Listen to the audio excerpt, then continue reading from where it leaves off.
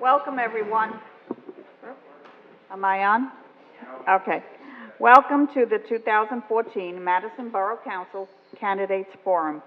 My name is Marie Fornaro, and I am president of the League of Women Voters of the Morristown area. The League of Women Voters, a grassroots, political, nonpartisan organization, encourages the informed and active participation of citizens in government. We work to increase understanding of major public policy issues and influence public policy through education and advocacy. Our goal is to empower citizens to shape better communities by offering and sponsoring candidate forums such as the one you are attending tonight, and by providing information on other issues that you are asked to vote on in the general election on November 4th. The pros and cons of the two questions on this year's election ballot are provided for you tonight. Please pick one up before you leave. The information is on the back table there. There's two questions on the ballot, so Diane has them right there. So before you leave, they need to be looked at because it's going to come as a shock. We also have as guests tonight 4 students from Drew University. They are volunteering their time with the League of Women Voters by being your timers and by picking up questions. So if you have another question and you write it on a card, raise your hand and they will come and pick up the question and bring it to the moderator. I am now pleased to introduce to you our league moderator for this evening, Ms. Diane Gallo from Summit, who will explain the format for tonight's proceedings. Thank you. Diane?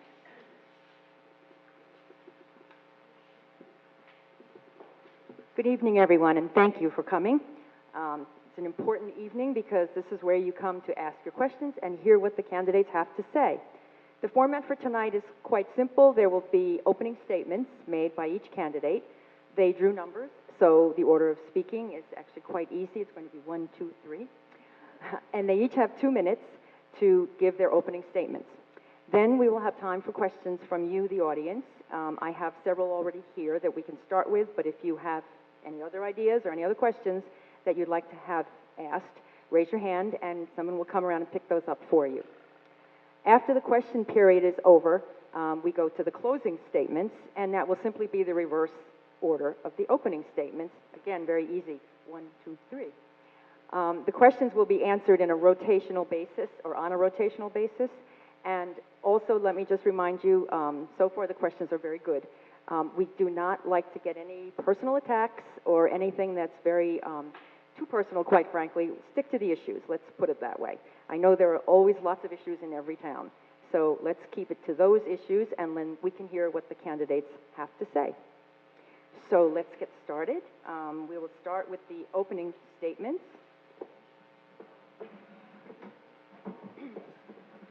And the first person to speak is Carmela Vitale.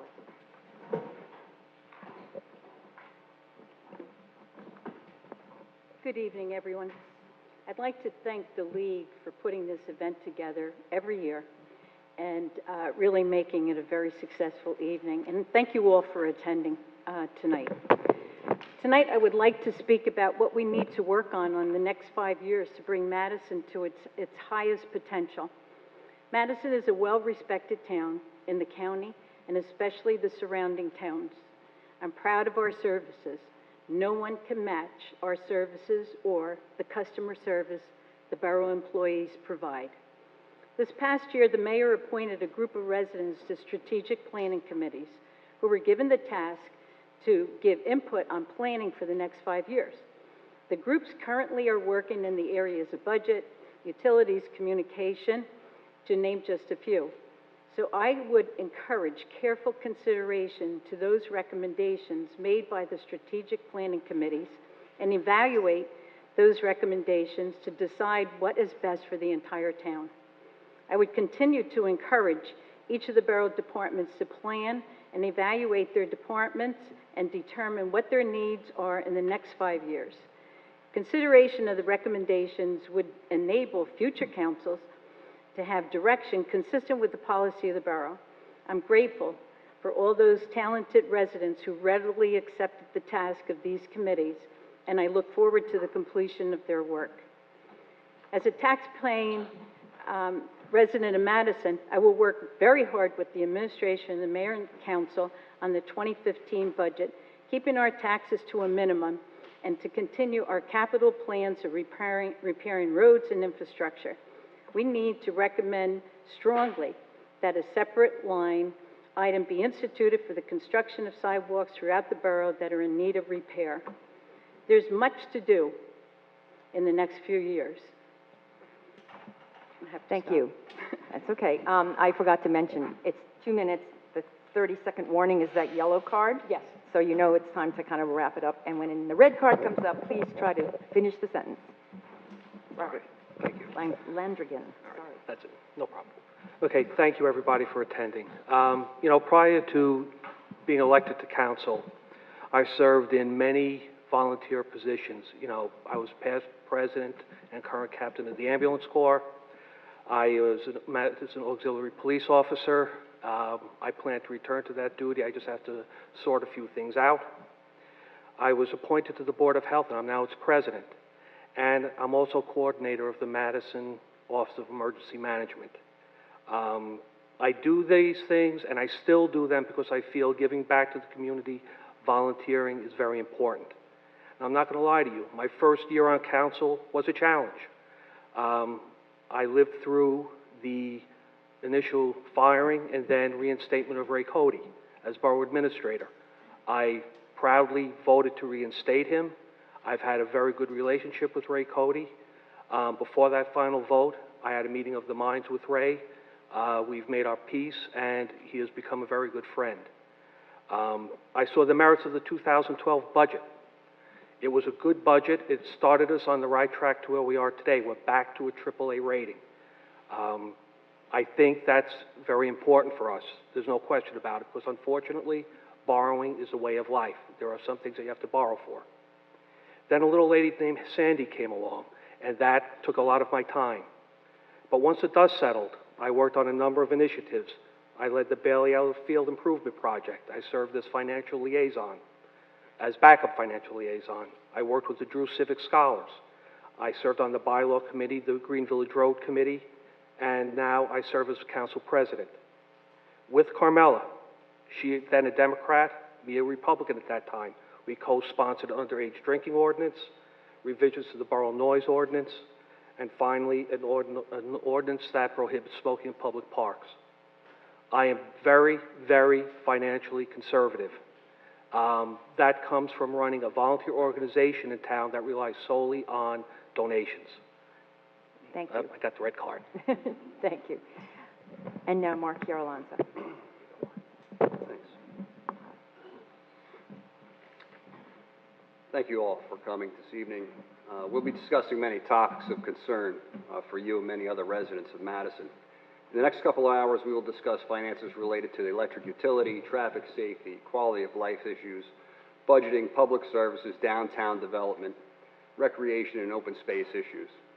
I'm not as well known as my adversary, so I want to take a moment to say a few words about who I am. I am Mark Chiarolanza. I'm running for Madison Council to serve the people of the borough of Madison. I am fiscally conservative, and I believe in the concept of fundamental fairness as a necessary and applicable principle in policy development. I'm a man of character, responsibility, and accountability. I will bring a component of strong leadership to the Council of Madison. I lived in Madison when I was younger, and I attended Lucy D. Anthony School. I moved back to Madison 5 years ago and reside on Greenwood Avenue with my wife. We love raising our children in this great community. My family heritage maintains strong roots here in the borough and has been a part of Madison's progress through many decades. As small business owners and contributors to our local government, through various civil service capacities, we are proud to call Madison our home. I've been employed by the Morris County Sheriff's Office for 18 years, and I am a sergeant tasked with supervising the K-9 unit there. I have attained an associate's degree in criminal justice and a bachelor's of arts degree in sociology from the University of Buffalo. I am currently attending Kean University and working towards my master's degree in public administration. I serve as a resident representative on the Madison Complete Streets Committee, and I am a member of the Elks and Sons of Italy civic organizations. I want to thank you in advance for your attentiveness, and your consideration this evening. Thank you. Thank you very much. We've been getting some really good questions, so we're about to move into that portion of the evening. Now the answers are 1 minute each, so again, watch for the signal from our timekeepers. If a question is directed to a person, that person will speak first. If not, we will go in the order that I have rolled out here, in terms of who goes first, who goes next, and we just keep rotating it. Let's start with the thing that's always on everybody's mind, taxes. And our first person to speak, because he just went last, is Mr. Chiaro-Lanza. What suggestions do you have to contain municipal spending? The municipal budget rose by $4 million. This is what the question says. I'm not sure it's correct. Rose by $4 million, 15% this year. Be specific. So, Mr. Chiaro-Lanza, go. Thank you. Well, the first thing I would do to contain municipal spending, with that statement being said, is not approve or vote for any budget that is raised by that much. Secondly, what I would do is, recognizing that our department heads have a tremendous responsibility and do very well at running the borough through our day-to-day operations, I would suggest talking to them to ask them where they can reduce costs in their each and individual departments, and then take those ideas and evaluate them to do what's best for the town of Madison. Okay, thank you. Next will be Carmela Vitale, please. I'd like to clarify those figures. Last year, in 2013, the tax increase was 1.48 in municipal taxes. Last year, 2014, we had a 0 increase in taxes. And that is a tremendously clarified way of saying that we are fiscally responsible to maintaining lower taxes and making sure that the services in this town that people expect are rendered to them. So I wanted to just clarify those numbers. And Robert Heinz. Sure. The $4 million in the budget that was referenced had a lot to do with a lot of needed street repairs and infrastructure repairs. They had long been cited, were long overdue, and we had a countless stream of residents from different neighborhoods coming in saying, our roads need to be repaired, they're unsafe. We did that. The great job that the administration and the department heads did was manage to get that done without a single increase in the municipal tax last year. Our tax burdens, our tax percentage was 0%. So when you think of the work that was done, you have to look at it in whole, not just pick out one number and say, oh yeah, one line item went up X amount of dollars. There were reasons for it. We were successful, our services are intact, the roads are getting done, the infrastructure is getting repaired. Thank you. Thank you. We'll move on to question number 2. Are we investing what is needed to upgrade and maintain our electric and water utilities? And the first person to speak will be Robert Landrigan. Those utilities are vital to this town. I know better than anybody because as OEM coordinator, I saw what they did. The infrastructure in this town needs more work. Hurricane Sandy, kind of almost comically, ripped down a lot of the old electric infrastructure and it was rebuilt. The water lines, they need work. A lot of work still needs to be done. The challenge is going to be going forward to balance that work that needs to be done with the burden on the taxpayers. Thank you. And Mark Chiaro-Lanza, please. I agree, those two utilities are vital to the town. Are we investing enough is a very broad question, and it's hard to put a dollar figure on that. I think the best way to evaluate if we're spending enough is to look at the utilities, see what is needed going forward in the town, then evaluate the cost of those, and then make sure that we put the money towards those very vital utilities.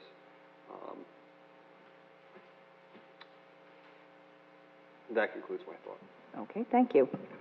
And Carmela Vitale, please. Thank you. I think one of the most important things that is going on right now as we speak are the strategic planning committees, one of which I sit on, which is the Electric Strategic Planning Committee.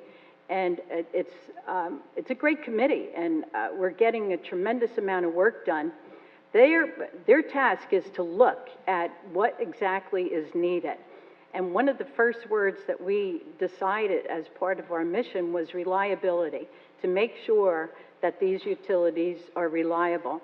We can't only worry about electric. I stopped worrying about only just electric because, as I called the water utility the stepchild, we went ahead and developed a new committee that has people on it that have a lot of experience in electric. They have a lot of experience in water.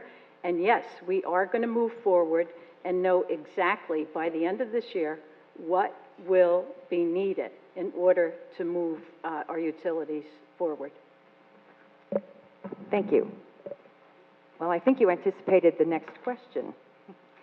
What are your views of strategic planning, and do you have any experience in that area?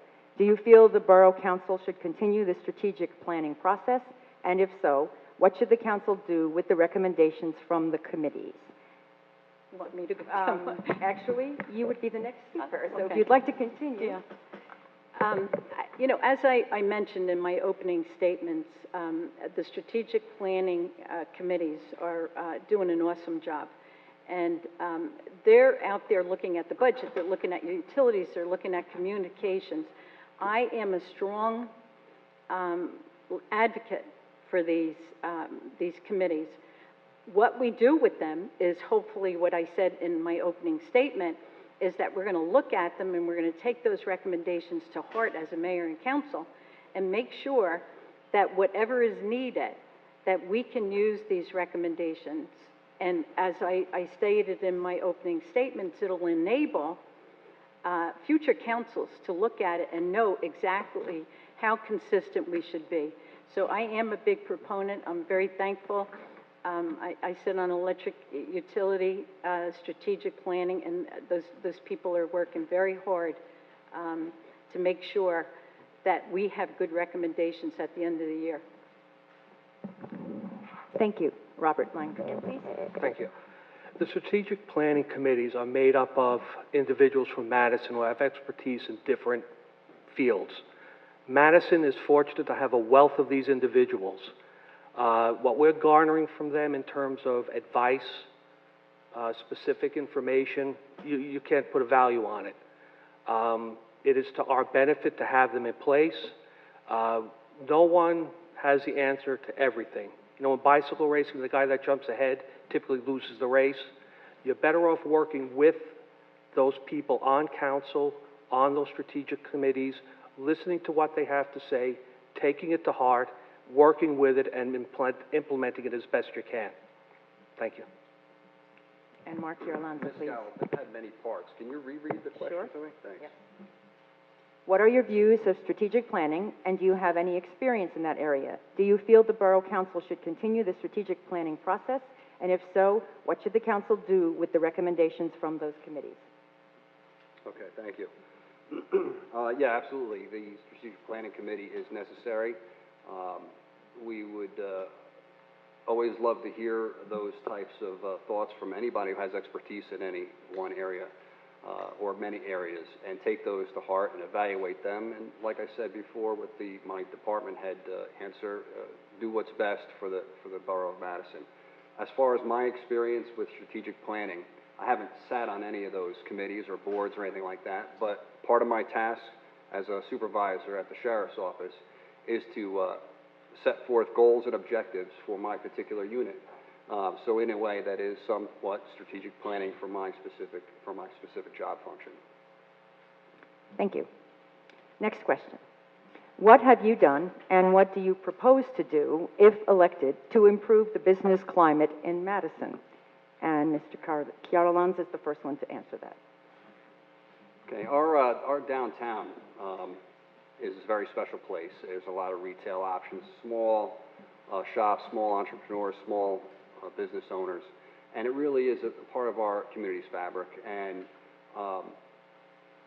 I don't have one particular answer that's going to make it fantastic, but there are probably many considerations and many ideas. One of the more recent ideas that I wrote about was possibly installing electric vehicle charging stations to attract those consumers into the town who they happen to have a high income ratio. The idea is they would come, charge their vehicle, linger about the town while their vehicle is being charged, and hopefully patronize the retail shops that are downtown. Thank you. And next would be Carmela Vitale, please. Thank you. You know, there's an old song that kind of goes like this: East Side, West Side, all around the town. We have to be concerned with all the businesses, no matter what the location is. Bob and I have been speaking to the Downtown Development Commission and the Chamber, who have done a superior job in the last couple of years of really stepping up and helping the businesses in Madison. And we've been talking to them about an ad hoc committee that possibly can work with the DDC and the Chamber. You know, there's lots of ways to promote a great town like this, and I think we have to start looking for that at this point. The Planning Board is currently looking at the CC districts and mixed-use developments. That's going to help us as well. And the GVR school project is like one of those examples of that. So I think I'm sorry. Well, thank you. You can finish your sentence. No, that's all right. Thank you. I already forgot what it was. And Robert Landrigan, Okay, please. sure. I've been working in real estate. I'm a real estate tax appeal specialist and valuation specialist for about 25 years. I currently work for a law firm in New York that does tax appeals. I've had the opportunity to travel across the country and see a lot of towns. And trust me when I say Madison is far better off than many as far as its downtown goes. Doesn't mean it's perfect. We need to look at ways to make not only the businesses viable, but the buildings themselves. You'll see a lot of that now with mixed use, both commercial and residential. Like Carmela said, GVR, we served on that committee. That project will bring a lot of people to the downtown, will negate the need for cars, will increase foot traffic. Those are the types of projects you need to keep the downtown vital. Thank you. The next question says, there is a lot of talk about, quote, shared services. Health and pension benefits continue to rise. What can we do to reduce our payroll expenses? And the first person to speak will be Robert Landrigan. Sure. The administration of the Borough of Madison has started the process. They are renegotiating contracts to make the burden less on the town. That said, in regards to shared services, we have in place the infrastructure to share our services with a number of neighboring towns, not necessarily on the county level. You know, we have a state-of-the-art dispatch center. There's no reason why we can't share that service with neighboring towns to offset that cost. In regards to, we have the shared services with the courts. We're doing that right now, but as far as the pension benefits go, my feeling is very simple. When I was about 45 years old, my corporation said, you don't get a pension anymore, and they cashed us out. You don't do that to somebody who's been working for many years and is looking to support a family. What you do is, as new workers come on board, and this is what the borough's doing, you then say, okay, this is the card you're going to be dealt. You're not going to get a pension, and then they can adjust. You don't do it to somebody in mid-career. Thank you. Thank you. Mark Chiara-Lanza, please. Okay. For shared services, I'm definitely in favor of that. I work for the Sheriff's Office, and we do that. We support the towns with a service that they cannot afford, such as the K-9 unit where I work, or the crime scene unit, or the crime lab. So I'm in complete favor of that. As far as, there are some aspects that we have already in Madison that we're sharing services, and we could explore other options. With health and pension costs, I think we should always be on the lookout for new health benefits that are possibly cheaper and do fit what the employees of Madison need, and reduce costs there. And payroll expenses, there's always, with unions in town, there's always a collective bargaining process that hopefully we put the right people in place to keep those expenses low through the bargaining process. Thank you. And now Carmela Vitale, please. I think one of the best things that we do in Madison is share services. We have always shared our health department. We now service about 4 other municipalities. We have a joint court with all the various municipalities, and we're doing very well with that financially. We also are now doing work for Chatham Borough in the construction office, and we have probably about 2,000 permits now that is going to bring in a substantial amount of money into our coffers. It's very hard to talk about the health and the pension benefits because we don't know what the state is going to do. We have moved forward to the employees paying part of their health benefits, and it's increased every couple of years and whatever. And we went on the state plan, which has saved us a substantial amount of money. Thank you. Next question kind of ties into some of that. Do you foresee any conflicts of interest in negotiating with the unions for borough employees? And if so, how would you handle them? And Carmela Vitale is the first one to speak. I don't have any particular conflict of interest. I don't believe, I think that you have the ability to get that gut feeling in your stomach that if you need to recuse yourself, you need to recuse yourself. That's a very difficult thing to have a conflict. And hopefully, if the need arises, that's exactly what we would do, is just recuse. Thank you. And Robert Lanrigan, please. Sure. Negotiations with any labor union are always very sensitive. And like Carmela said, if you need to recuse, you recuse yourself. During my first term on council, when there were discussions about the police department, I was pulled out of an executive session once and told, well, Bob, you're an auxiliary police officer, an unpaid volunteer. There are certain individuals on council who are going to have a problem with that. So you have to make a choice. Do you stay an auxiliary police officer and recuse yourself, or do you resign from the auxiliary police so you could speak? I made the choice to resign from the auxiliary police at that time so I could speak on behalf of the police department. Integrity comes first. You have to do what's right for yourself and for the town, and in some cases that means making a personal sacrifice because my family has a long history and heritage of police officers, and it's something I always wanted to do, but unfortunately I had to resign. Thank you. And Mark Chiarolonzo, please. I believe that I have clarity on those issues, especially with my profession and my sister being a police officer in town, and will know when to step aside and when to recuse myself when those issues arise for decision. I would definitely recuse myself on those issues, but also on advice, I would have no problem stepping aside and recusing myself from making any decisions that would impact negatively. Thank you. Is that okay? Yeah? 20 seconds? 30 seconds? 30 seconds. As I'm sitting here, I just remembered something that we've been trying to do for months now, and that is to bring a code of conduct to the mayor. The mayor has suggested this code of conduct.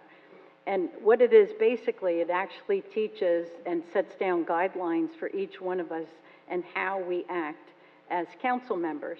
And we've had a hard time getting this together. A lot of people think that it restricts the First Amendment, but it does not restrict us as private citizens. Thank you. Next question. The Madison Recreation Committee has run a very successful public-private partnership, and the Madison Athletic Foundation has raised a significant amount of money. But more remains to be done to fund this project. What will you do to support the Madison Recreation Committee? And the first person to speak will be Mark Chiarolanza.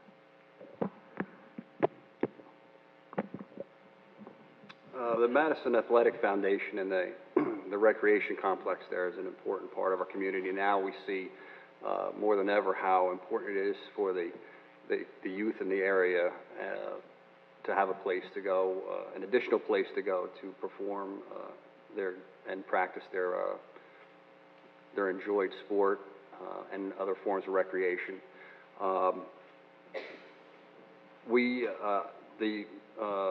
The town has decided this year to use some of the open space funds to help pay down some of the debt on those fields, and I would continue with that practice.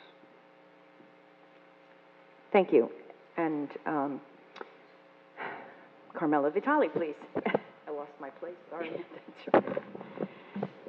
Well, you know, we've always been a very big proponent of the Madison, the MRC.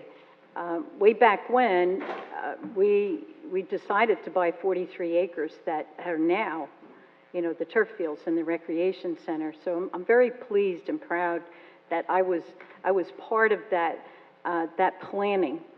And we have done, I think, a great deal to make sure that this is ongoing, that the fields are taken care of properly, and we will support it financially if we have to.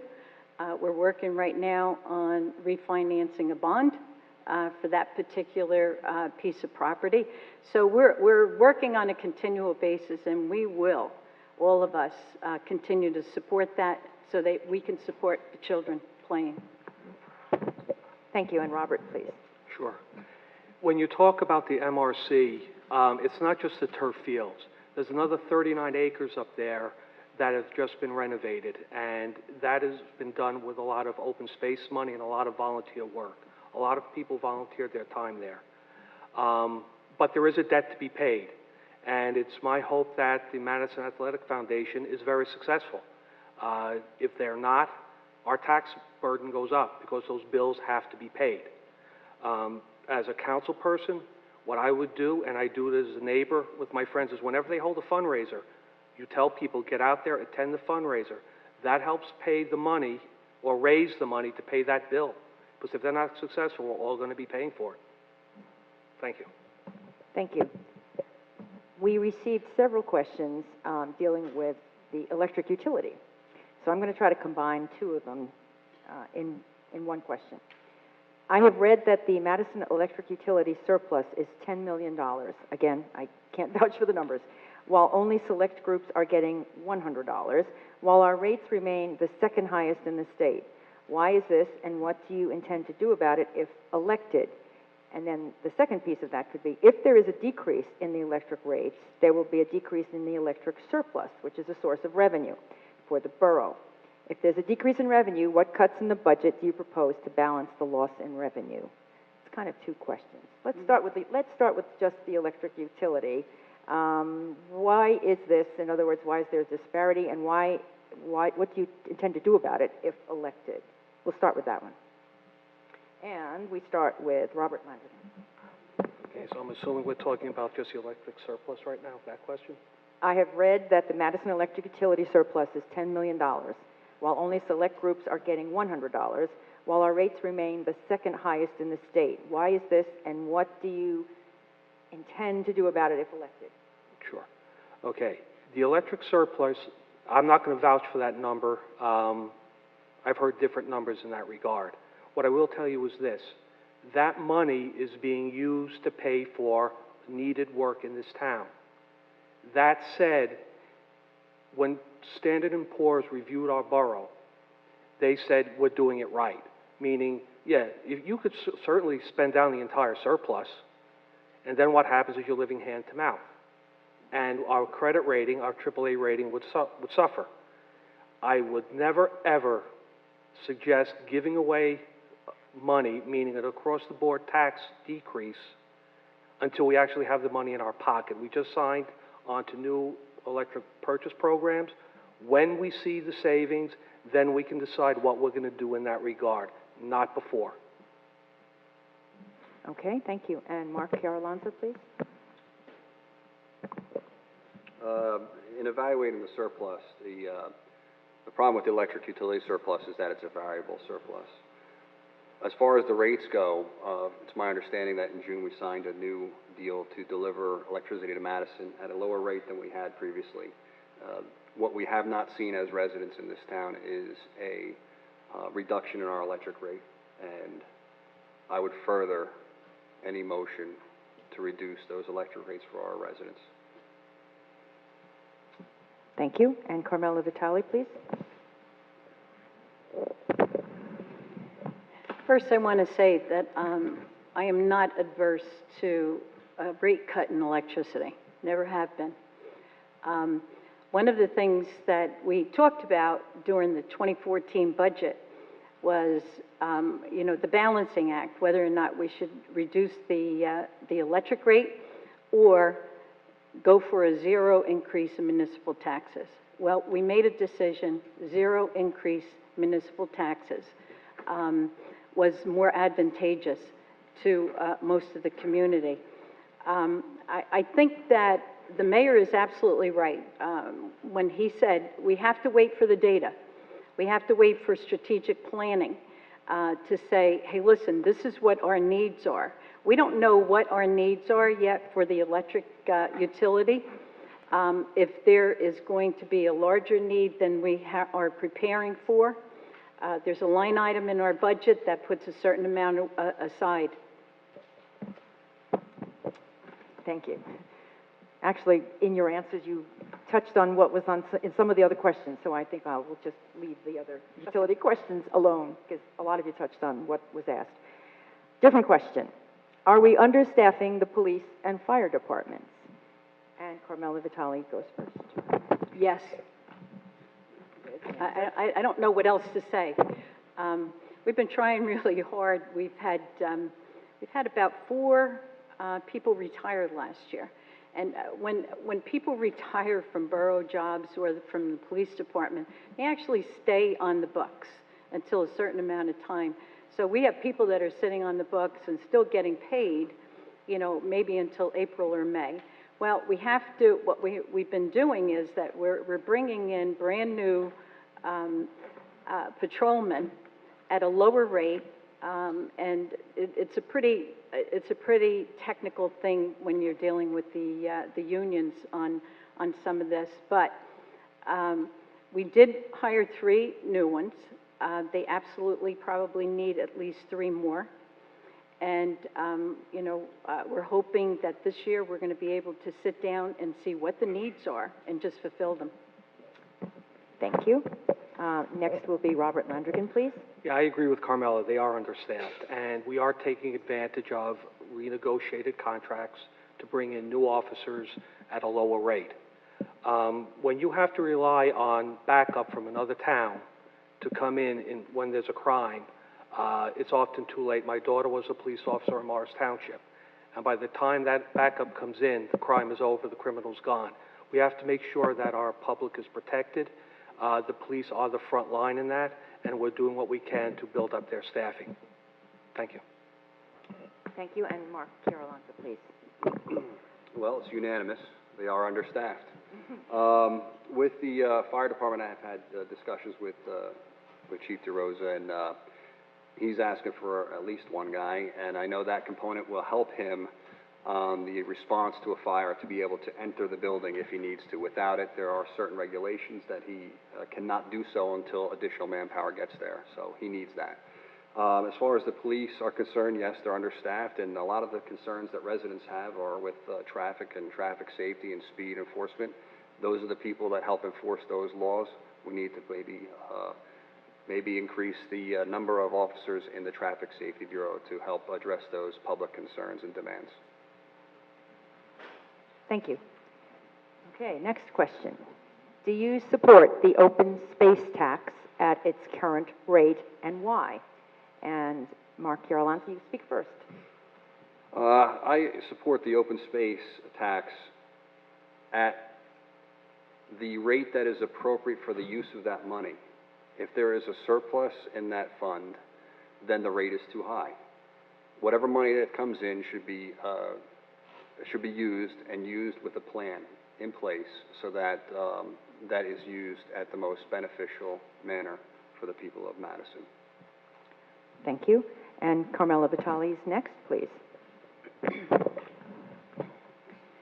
That was one of our thoughts this past year when we talked about the budget. Because of the reevaluation, it kind of threw a little equilibrium, or the equilibrium off a little bit. So our decision was that we would reduce it by a very small amount this year, and then we would revisit again next year. But, you know, the Open Space Committee is probably one of the best that I think are in the borough.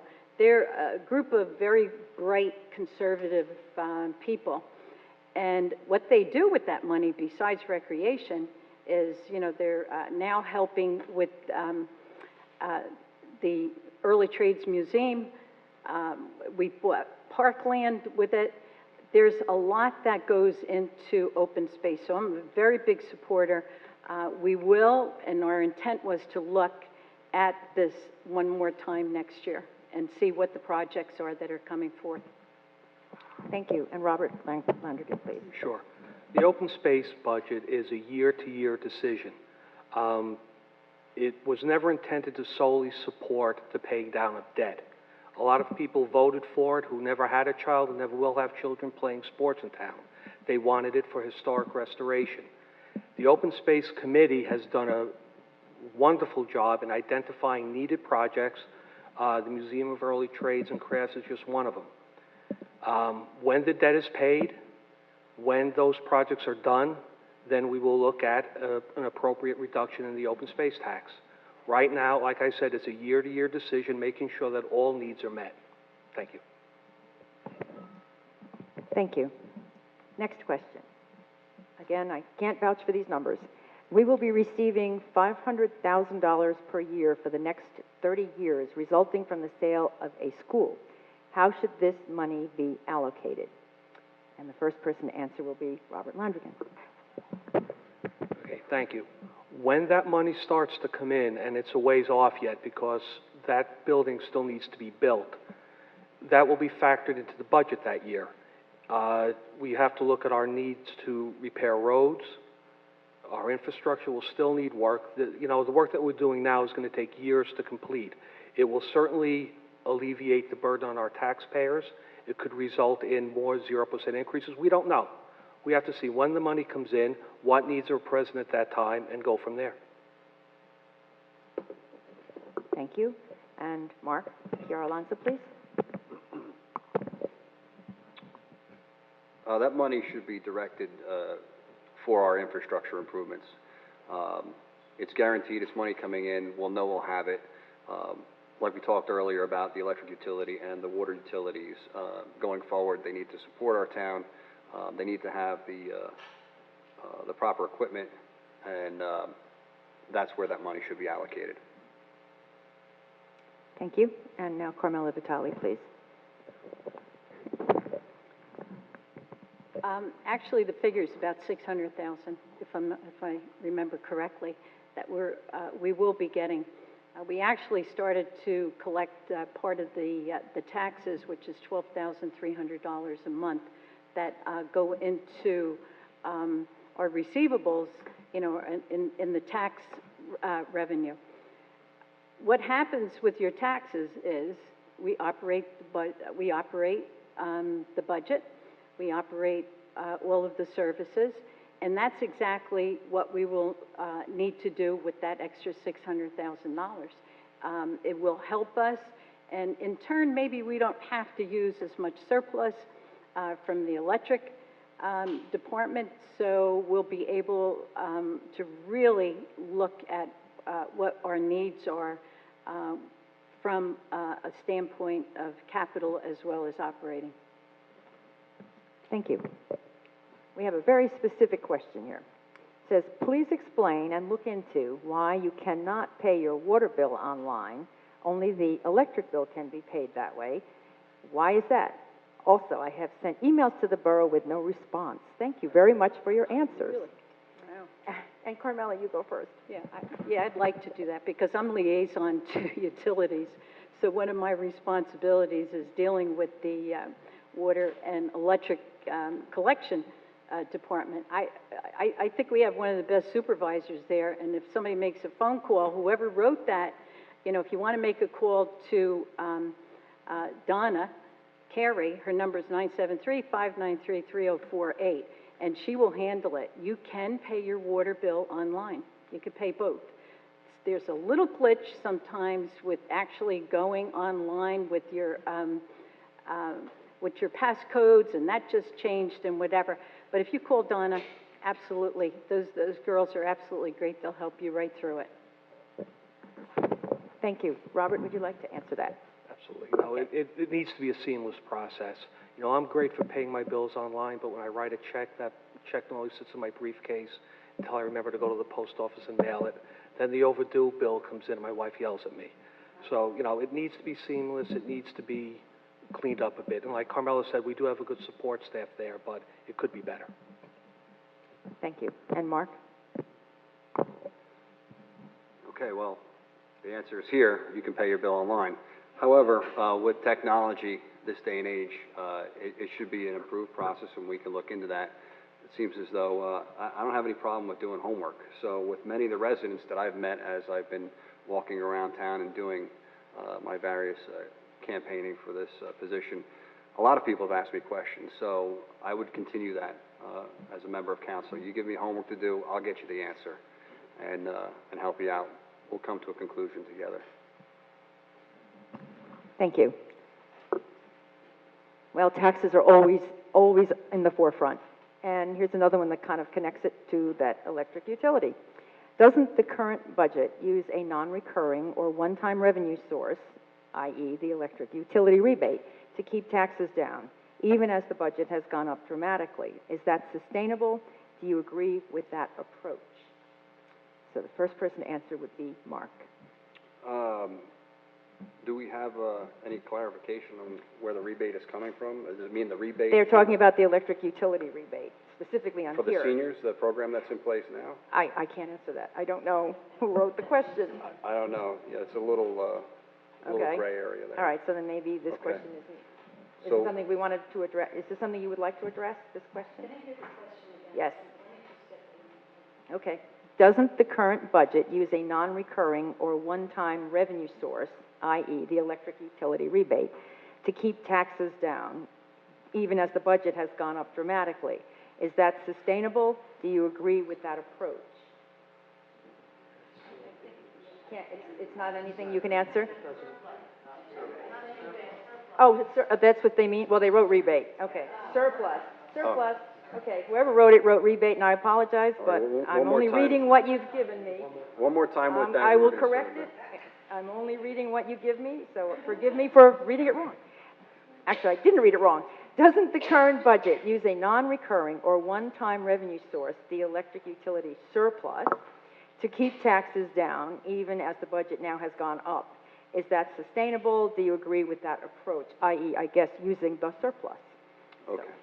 I got you now. Okay. Phrased that way, no, I do not agree with using the surplus as a sustainable money revenue source for the town. And like I mentioned earlier, it's variable. It depends on how much people use electricity in town. We had a very cool summer, so I would imagine that there was less revenue coming into the borough at that time than we would see in a very hot summer, per se, where most air conditioning units are being used and whatnot. So I disagree with using that. Okay, and Carmela Vitale, you speak next, please. I kind of believe that my record kind of stands, kind of answers the question. Yes, I do believe that we should use the surplus. I'm a little bit confused with this non-recurring because as we use the surplus, we're always generating surplus, you know, from the electric utility. So that's, I'm a little confused about those two words. But I've always been a proponent of using them, especially this past year when we did $3.5 million worth of capital improvements. 1.6 million of that were road repairs. If you look in the history of the electric utility, for years, people have been talking about whether to use the surplus, whether or not to use the surplus. And it has always remained the same. There's always been one person or another on each side of it. I see it as a blessing that we have something like this to help us in our operating and capital. Thank you. And Robert Landrigan, please. Thank you.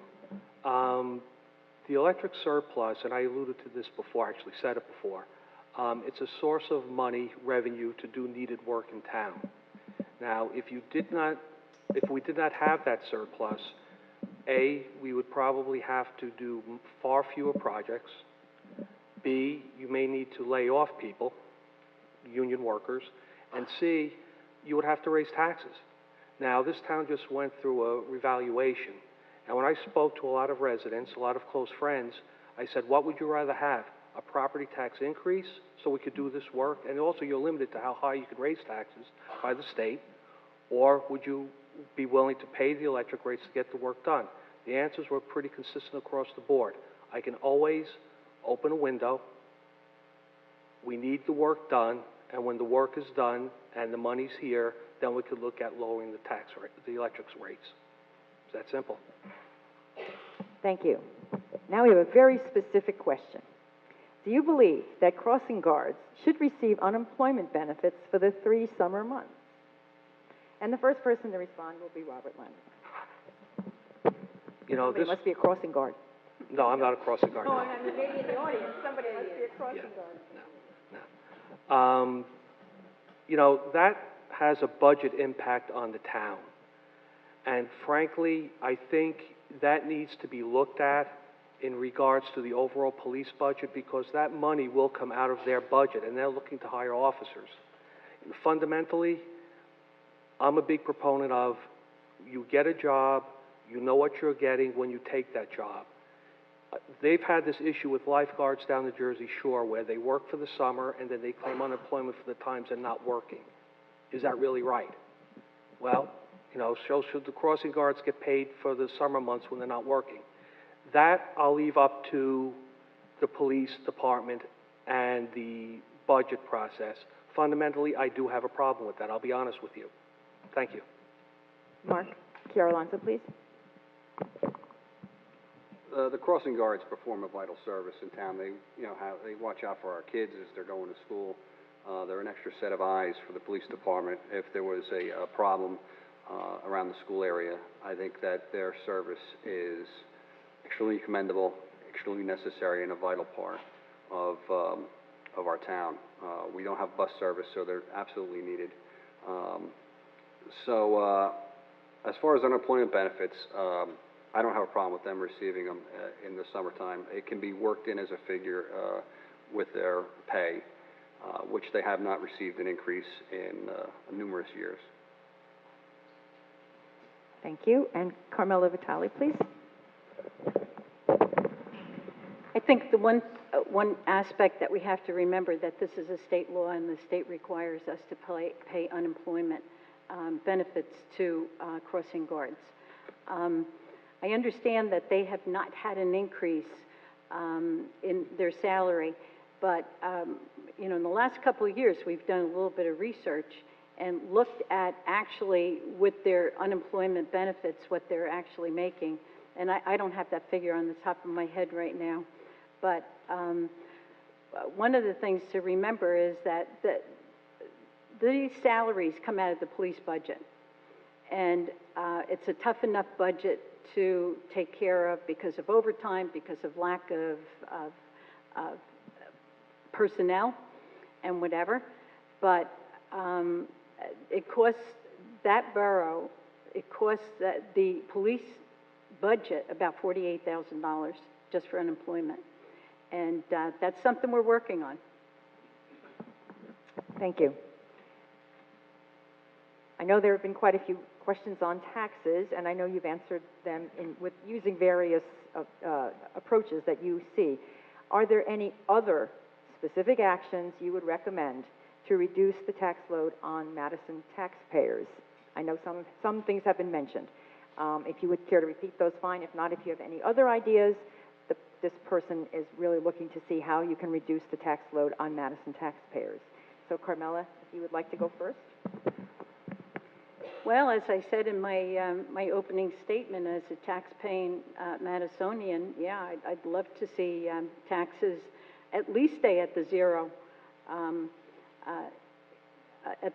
increase, or decrease, actually. It's a very difficult process at this point. We have to look at the budget. We have to see what is in the budget for 2015. We have quite a few unknowns at this point. I think that the strategic planning committees certainly are going to be able to help us. There is a committee just set up for budget, and they're working on different ways that we can look at the budget items for the departments or for the administration or for whatever.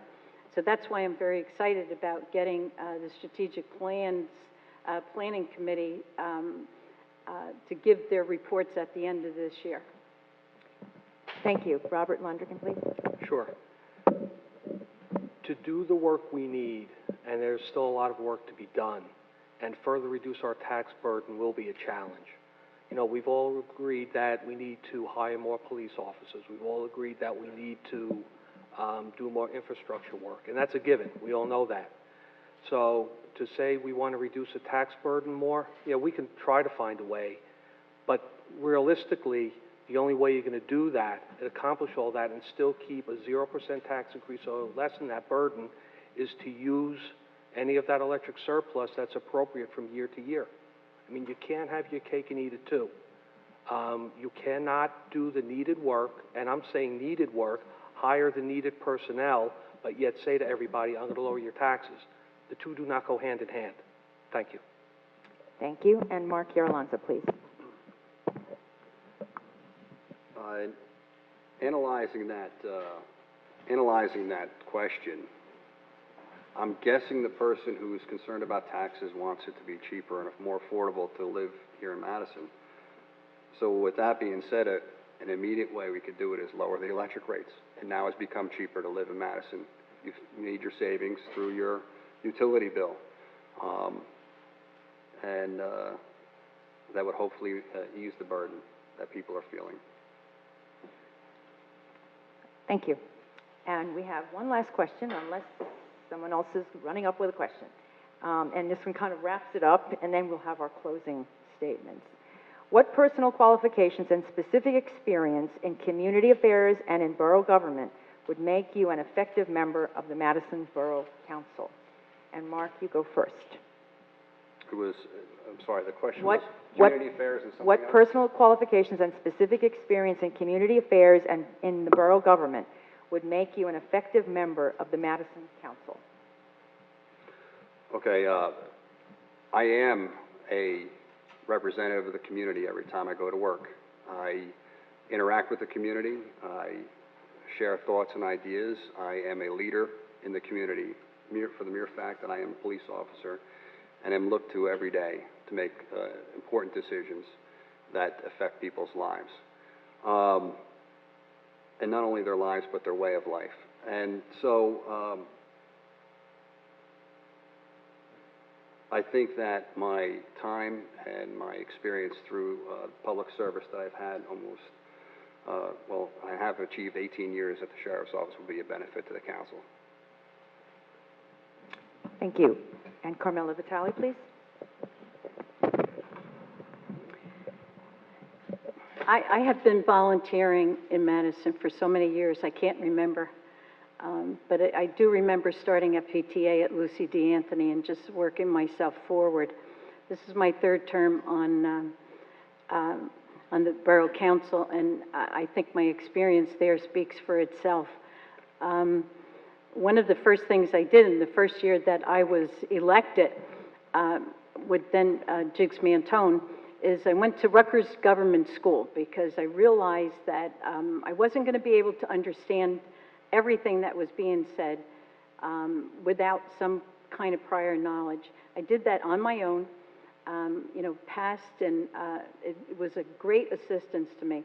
So that is what I do.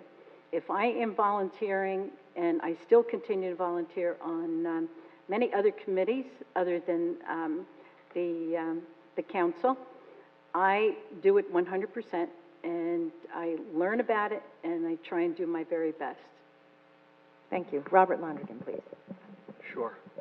When I ran the first time, a friend of mine tallied up the number of hours that I had volunteered in the town, and at that time it was 25,000 hours, approximately. That number has gone up a lot since then. In those volunteer times, I've worked with every borough agency imaginable, through OEM, through the ambulance, through the police. Professionally, as a real estate tax professional, let's face it, taxes are what we're all looking at right now, property taxes. I know them. I've lent advice when asked on council, and I know business models that will help the town going forward. In addition to that, I've served on different liaison positions in town, but really what outside things make me a better council person, I would say it's my business and my volunteer work. Thank you. Thank you. And now we move to the closing statement portion of the evening. And again, in the opposite order of how we started. So for 2 minutes each, if you would like to take the 2 minutes, the closing statements will be read first by Mark Chiarolanza. Thank you. Thank you for your time and attendance this evening. I've started this campaign by addressing 4 decisions made by our council majority regarding the budget and use of the electric utility surplus. The decision to balance the municipal budget by using surplus money generated from a variable revenue source is a reckless fiscal policy and cannot become the usual course of business in our borough affairs. A second concern of mine is the lack of relief seen by our residents in reduced electric rates. A new agreement was reached to deliver electricity to Madison at a lesser rate, and we have yet to see this savings passed on to us. The quality of life in Madison is another topic important to the people I spoke with. Traffic and development are 2 such topics that can impact the quality of life. My service on the Complete Streets Committee and my experience in law enforcement will be an asset in furthering quality of life goals by continuing to maintain focus on practical development and the implementation of necessary safety measures. Our infrastructure in Madison must be strong enough to provide the necessary support of our town going forward. I will be attentive to our infrastructure components, which are in need of improvement, and see that those improvements are accomplished. The quality of our services is second to none. It's important this quality is maintained and the delivery of services to our residents is done so effectively and efficiently. I will do my part to see these services operate in the highest level, problems resolved in a timely manner, and expectations are consistently met. I want to see an increase in the establishment of new retail options in Madison. We need retailers that fit our consumer needs while sustaining our small downtown shopping appeal. The parks and recreation complexes of our community are to be enjoyed responsibly and safely. I'll further new passive and active recreation ideas in our community to improve the enjoyment of the outdoors for all. If elected, I will always avail myself to our residents' concerns, be open, honest, have transparent government, which is what you expect, and I will deliver it to you. Thank you for coming tonight. Thank you in advance for your support on Election Day. Thank you. Robert Lonergan, please. Sure, thank you. Madison is a special town, and at what I call the church meeting, and that happened during my first term, when the residents came out in force to deplore the dismissal of Ray Cody. There was something I heard over and over again. Madison deserves better. Now, a friend of mine approached me about a year ago and handed me this antique compass. And he said to me, "Bob, you have a very strong moral compass." Since that day, I've always carried this with me, and I always will. I'll never make a promise that I cannot keep, and I'll never say anything or make a statement just to garner the favor of a particular group of people or a particular group of voters. As a certified EMT, we're always taught, you never ever lie to a patient. You never ever say something just to make that patient feel better at that moment, because when the truth sets in, the hurt will be far worse. I've heard everybody talk about lower taxes. I've heard people talk about not using the electric surplus. Those are all good sound bites. You know, we're going to give an across-the-board tax increase. Again, that's a good sound bite. I won't say that now. We need to address each year what our needs are and do the right thing for all the taxpayers of Madison. You know, I've heard criticism of the electric rebate program. In my experience in this town, while it is an affluent town, there are a lot of people just scraping by. And to the extent that we can help them and still maintain the money to do the needed work, I'll support that, and I always will. You know, people know that I switched parties, and the reason is pretty clear. And I'm proud to be running with Carmela Vitale. She holds many of my values. She's a straight shooter, and she will do what's right by the residents. Thank you. Thank you. And Carmela Vitale, please. Oh, thank you, Bob. I am grateful to live in Madison, and I love representing the residents of Madison as a council member. I also know that I'm very good at it, and I'm very pleased with what I have accomplished over the years as a council member and as a volunteer. If you look back in the history of Madison, I'm inspired by what the elected officials accomplished in the past 100 years. They elevated the railroad. They created a joint sewer meeting with Chatham Borough in 1915. They developed and continue to support an electric and water utility. So I would like to continue to emulate their accomplishments by making good, informed decisions that are best for the entire town. We need to create consensus as council members and work together and leave Madison and our future generation with a better town than when we started.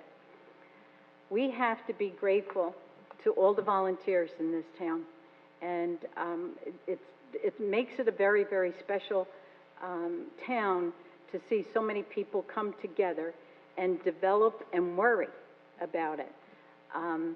We have a lot of good stakeholders that are very important in our businesses. In my other life, I'm a realtor, so it means a great deal to me that everything is stabilized here.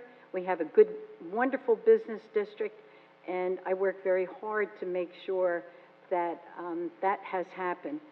So I want just to leave you with this thought. These next couple of years are very, very important.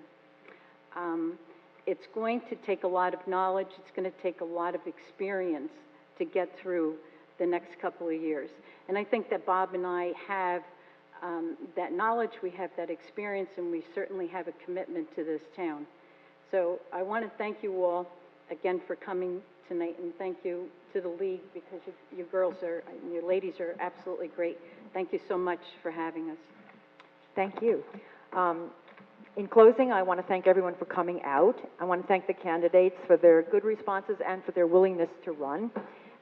We need volunteers at every level in local government, and you're part of that. On November 4th, don't forget to go to vote.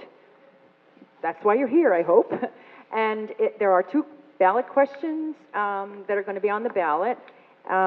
They're relatively complicated. What the league does is gives you the reasons, both pro and con, why you should vote or not vote for these ballot questions. It's too long to go into now, but if you would like information, go to LWVNJ. I think we have it in the back.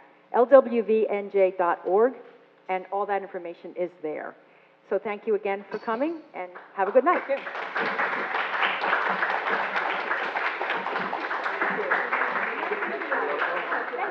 Thank you. All right, here we go. Good job. Good job, everybody. Good job, Mark. Thank you. Thanks, Robert. Oh, you're not going to say good I'm in trouble. What did I do? What happened to it? Right now, it's going to do the road work. We're using it. We use it 2 reasons. One, we paid for Hurricane Sandy repairs.